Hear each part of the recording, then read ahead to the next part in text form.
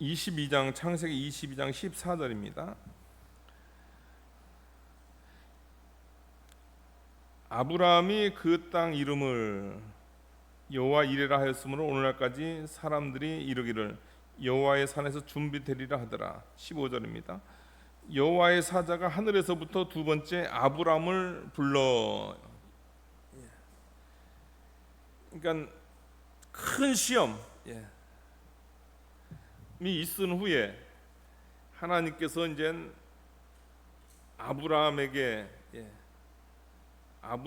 이제 말씀하셨습니다. 그러니까 이거는 이삭이 죽은 다음에 다시 살아난 것과 같은 겁니다. 다시 살아난 그 일종의 재 가운데서 얻은 것과 같다. 이 아브라함의 이 신앙은 진짜 그 부활 신앙으로서 죽었다가 이삭을 다시 받은 것과 같은 그런 그 사건 가운데서 이제 하나님께서 앞에서 이미 아브라함과 그 언약을 맺었던 것을 그 언약을 재확인하는 그런 내용입니다. 그러니까 여러분들 처음 아브라함을 불러가지고 하나님과 아브라함 사이에 언약을 맺었잖아요. 그 언약을 맺고 나서 이번 독자 이삭을 바치는 이 사건으로 인해 가지고 하나님께서 재확인하는 거예요. 그러니까 독자 이삭을 바치는 사건이 얼마나 큰 사건이었는가 우리가 그거를 알 수가 있는 거죠. 그러면서 앞에서 했던 그 내용을 이제 하나님께서 다시금 이제 재확인시키는 거죠. 그와 한 40년 전에 40년도 더 됐죠. 그 전에 그 맺었던 언약에 대한 그 확증을 하는 내용입니다. 16절 보니까요. 이르시되 여호와께서 이르시기를 내가 나를 가르쳐 맹세하노니, 하나님보다 더 위대한 분이 없기 때문에 여호와 하나님은 자신을 가르쳐 맹세합니다. 내가 이같이 행하여 내 아들 내 독자도 아끼지 아니하였은즉, 17절입니다. 내가 내게 큰 복을 주고 내 씨가 크게 번성하여 하늘의 별과 같고 바다의 모래 같게 하리니 내 씨가 그 대적의 성문을 차지하리라. 이거 보게 되면 그 아브라함이 독자를 아끼지 않고 바쳤기 때문에, 그러니까 하나님께서 이제 복을 준다. 17절 내가 내게 큰 복을 주고 내 씨로 크게 번성하여 하늘의 별과 같고 바다의 모래 같게 하리니 내 씨가 내 대적의 성문을 차지하리라. 우리가 꼭 아브라함이 이런 믿음의 행동을 했기 때문에 하나님께서 이렇게 해주는 거 이렇게 생각하잖아요. 그게 아닙니다, 여러분들. 이미 하나님과의 그 언약, 그 언약 관계 속에서의 그것을 이미 40년 전에 이미 그것을 얻었단 말이에요. 그 얻은 내용을 이제 다시 확인하는 거죠. 그러니까 이삭을 바쳤기 때문에 하나님께서 이렇게 복 주는 것이 아니다. 우리가 그것을 알아야 됩니다. 그러니까 우리가 이 하나님의 구원의 은혜를 받는 것, 17절 18절 이것은 구원의 은혜입니다. 이 구원의 은혜를 받는 것은 우리 행동에 대한 조건이 아닙니다.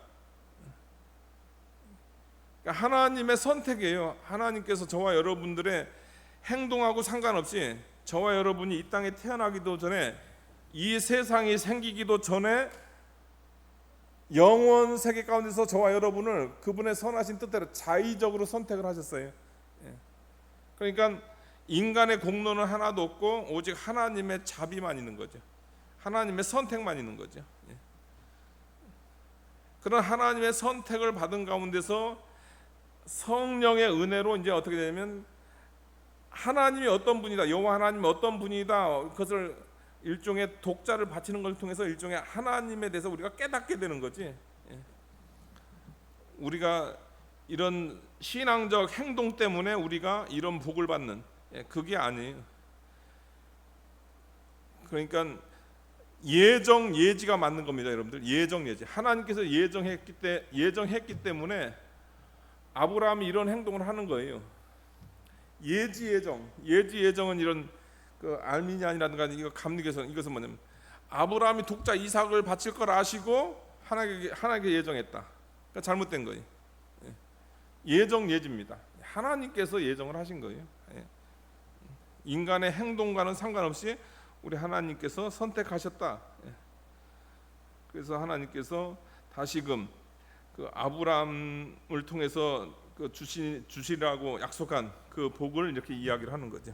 내 자손이 하늘의 별같이 많아질 것이고, 그러니까 아브라함의 자손 이스라엘이 번성할 거다, 그것을 이야기하는 거고요. 그 다음에 대적의 성문을 차지할 거다, 이것을 이야기하고요. 그 다음에 18절 제일 중요한, 또 내 씨로 말미암아 천하 만민이 복을 받으리니 이는 내가 나의 말을 준행하리라. 여기서 내 씨라는 것은, 이것은 그 단순하게 그 아브라함의 후손들 이야기하는 게 아닙니다. 여기서 내 씨는 뭐냐면, 이것은 아브라함과 다윗의 자손 예수 그리스도의 세계라. 마태복음 1장에 있는 대로 아브라함에게서 나오는 예수 그리스도 내 씨로 말미암아 아브라함의 그 자손으로 나온 그 예수 그리스도로 말미암아 천하 만민이 복을 받을 것이다, 이것을 얘기하고 있습니다. 그러니까 아브라함의 혈통 안에서, 유대인의 혈통 안에서 그 그리스도가 나서 그 그리스도를 통해서 천하 만민이 구원을 받는, 구원의 은혜가 임할 것이다, 이것을 말씀하고 있습니다. 이런 복이 이미 그 아브라함을 불렀을 때 창세기 15장에서 이미 이것이 있었는데, 이 내용을 이제 이삭 바친 후에 이제 그 내용을 다시 한번 하나님께서 재확인시켜주는, 그 내용을 이제 이야기하고 있는 거죠. 그만큼 하나님께서 아브라함의 이삭을 바친 그 신앙에 대해서 우리 하나님께서 얼마나 기뻐했는가, 그것을 이야기를 하는 거죠. 19절입니다. 이에 아브라함이 그 종들에게로 돌아와서 함께 떠나 부엘세바에 이르러 거기 거주하였더라. 그 블레셋 왕 아비멜렉과의 그런 이제 만남을 이제 뒤로 하고 이제 다시금 이제 부엘세바에서 이제 거주하는 그 아브라함. 그러면서 이제 그 마지막 노년을 보내는 거죠. 20절입니다. 이 일 후에 어떤 사람이 아브라함에게 알리어 이르기를 밀가가 당신의 형제 나홀에게 자녀를 낳았다 하였더라. 그의 맏아들은 우스요, 우스의 형제는 부스와 아람의 아버지 그무엘과 게셋과 하소와 빌다스와 이들랍과 부두엘이라.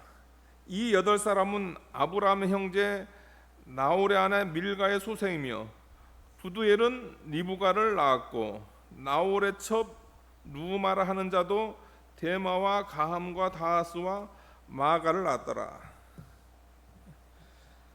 거기 보게 되면은 이게 나홀의 후예들이 나오는데, 나홀의 후예들이 나오면서 23절 보면 이 8사람은 아브라함의 형제 그 나홀의 후예들이란 말이에요. 그러니까 그 아브라함은 어떻게 했냐면요, 여러분들, 아브라함은 가나안 땅으로 들어왔어요. 그런데 나홀 같은 경우에는 그 아브라함의 아버지하고 그냥 갈대아 우르에서는 같이 나왔단 말이에요. 갈대아 우르에서는 같이 나왔는데 아브라함을 쫓아가지고 가나안 땅으로는 안 들어왔어요. 다시 말해서 메소포타미아, 티그리스, 유프라테스 그 강을 넘지를 않았어요.